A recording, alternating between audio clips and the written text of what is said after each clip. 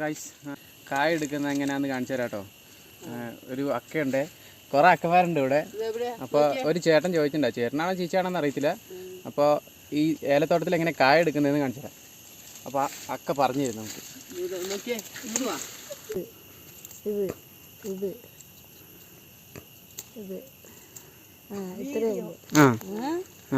അപ്പൊ അക്ക അതെങ്ങനെയാന്ന് പറഞ്ഞു തന്നെ, ഒന്ന് പഴം അങ്ങനെ എന്തെങ്കിലും ഉണ്ടോ? അത് പഴം. ഇത് കറുങ്കായി. അത് കരിങ്കായി. ഇത് കറുങ്കായി. ഓക്കെ. ഇത് പഴം. ഇത് കറുങ്കായി. ഇത് കറുങ്കായി. അപ്പൊ ഇതാട്ടോ കായ്. അപ്പോൾ നമുക്ക് കായ എടുക്കണത് എങ്ങനെയാണെന്ന് അക്കന്മാർ കാണിച്ചു തന്നിട്ടുണ്ട്.